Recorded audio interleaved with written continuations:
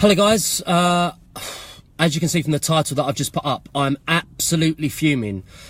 I'm horrified and disgusted how marketing companies and companies alone can get away with doing such advertising to children. I've had to calm myself down for a moment because I've actually just come to sit back in my van just to think about how I was going to do this and how I was going to describe it. But sod it, we're going to go into this shop and see if you notice the same things that I notice, and then we'll have a chat about when I come back. Right, okay.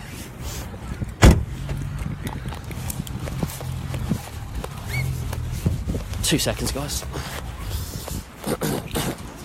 I might quite easily get thrown out of here as well, so apologies if I do. But see if you notice this. Yeah. You sure? Yeah. Okay. What's going, guys? Because I'm gonna have to just get this because I can't see. Kids' treats.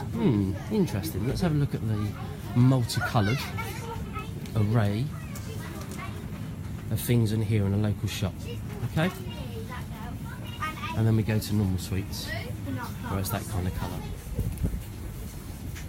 I need to do my shoelace. Okay. Now I'm going to shoot out now before I get thrown out. If you listen to me, Zoe, for the next 2 minutes, you'll find out what's got me fired up. I'm just going to walk out of that shop. Hopefully you didn't see that sign because I don't want to be affecting their sales. I've walked out of there as well because there's lots of children, and from a perspective that obviously parents wouldn't want to see me putting their children on camera. So, as I alluded to in there, I just want to have a quick look in there. As you can see that the amount of packaging that's put in to attract children is brightly coloured, it's luminous, it's yellow, it's green, it's blue, it's purple, compared to the other sweets. And they've called it kids' treats. It's ridiculous. You didn't see the sign, Zoe? Okay, I'm going to go back in a minute at the end and finishing it off. But it just simply says kids' treats. And the amount of children that have just finished school, so it's 3:30, and the first thing, now whether it's a Friday and parents see it as we're going to treat the kids for the weekend, that shop now I've come out is absolutely chock-a-block to about 15-20 children that have just come out with sweets. You know, it infuriates me. I'm going to go back in there because something that I should have done with you guys is look at the ingredients, because I can imagine the ingredients would be absolutely horrific. I'll give it a couple of minutes, go through what I want to cover, and then we'll go through the ingredients, okay? Just have a look on the back of the packs, and we'll have a look at the sugar content as well. You know, the average... Yeah, I don't think she... Well, maybe she will, I don't know. The average 4 to 6 year old is supposed to consume just 11 grams of sugar, consume around 20 grams of sugar a day. 11 grams are normally consumed in the average household before they leave to go to school. So 4 grams of sugar is a teaspoon. So they're having 3 teaspoons of sugar before they go to school, let alone what they have at school and what they have of an evening meal. Jacqueline's covered this in another Facebook, and we cover it in huge detail with regards to the book, Mind Body Miracle, about what we call the bliss point. And manufacturers spend millions upon millions, if not billions, on the bliss point. And that is the amount of fat, salt and sugar that goes in particular product to optimize its palatability. So the things like, as we've used in examples beforehand, Pringles, the reason they're so successful and their slogan is once you pop, you can't stop. Because it's that bliss point. Your body knows that, or your brain knows that you're eating it, and then you're chewing, so it goes, okay, food is coming in, but there's no nutrients, there's no minerals, so you search for more, and that's how it works. Sorry, Zoe, what was you just said there? Tesco have started giving out free fruit to kids. Yeah, I did a video on that last year. Brilliant, a great incentive, because what tends to happen is that parents, when they're going shopping, they'll do anything to shut the kids up. Oh, I'll just give them a chocolate bar, I'll just give them a packet of crisps. But what tends to happen is when you do that, that will keep them quiet for 5 minutes, and then they'll be even more hyper, especially if you've given them like a bag of Skittles, which has got obscene amounts of sugar in it. I'm going to go back in there and we're going to have a look at the ingredients of what's in there. And as Jacqueline and I will say it, if you can't read an ingredient, as in pronounce it, or understand what that is, your body can't understand that either and will not be able to use that for fuel. You know, is now mounting evidence, not that we needed because we knew it from ourselves, but there's mounting evidence because people love scientific evidence, identifying sugar causing many modern day illnesses. We see it time and time again, and more now, that children that are coming to our clinic because they've got diabetes, they've got cancer, there's various lifestyle conditions they've got.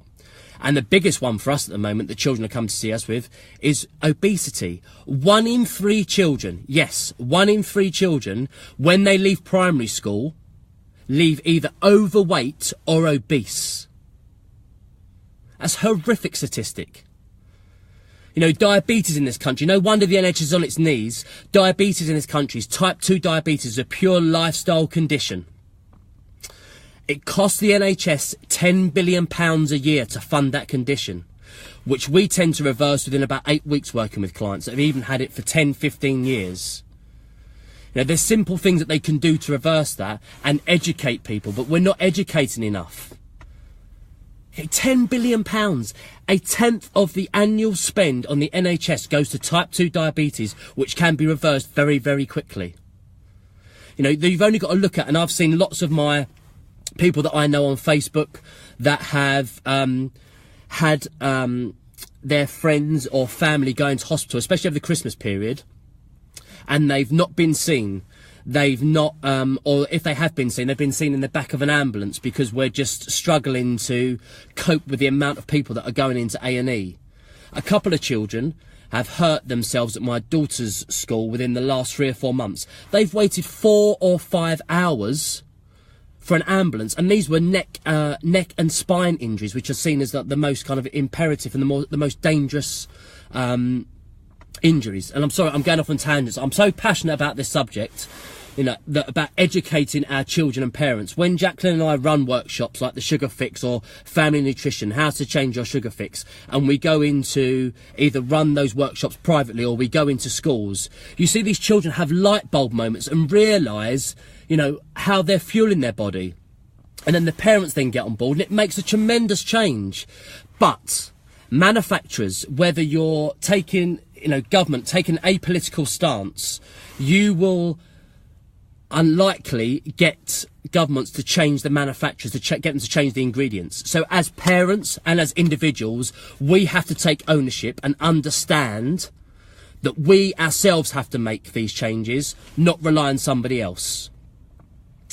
What else did I want to cover? There's so many things. I've gone off on so many tangents, but I just really want to get this point across to people that we have to take ownership ourselves. So a couple of take-home points before we go back into the store and have a look at the ingredients are: start reading labels, become label savvy.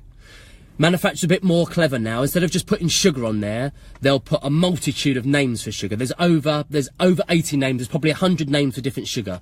One simple tip to remember is anything that ends in OSE, the suffix OSE means sugar. So sucralose, dextrose, fructose, things like that. Okay, there's many, many others. I think we cover it in a reference chapter in the book. So become label savvy and just look at the sugar content, okay? Have a look at the sugar content. I go shopping with my clients quite often. So if that's something you want to look at, I'm more, you know, drop me a line and we'll have a chat, because often we'll go to a supermarket that they currently shop at, and then we'll have a look at what they would normally buy, and then I'll give them a healthier and more suitable alternative.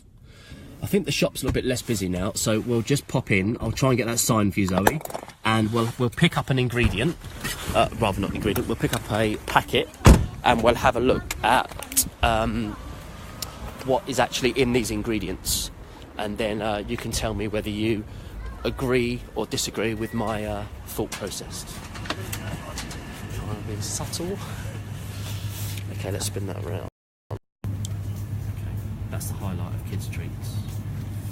Okay, what on earth is that? Right, let's pick up a random packet. Nicely brightly coloured for you. Okay.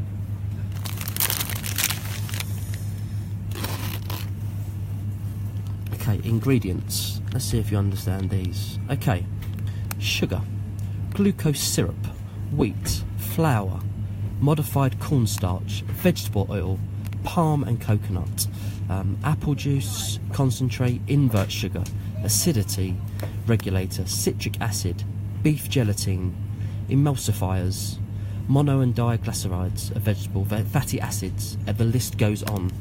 Let's have a look at the sugar content. So this is per 100 grams. This packet alone is 250 grams, I think it said on it. 250 grams. Okay, so the sugar content alone,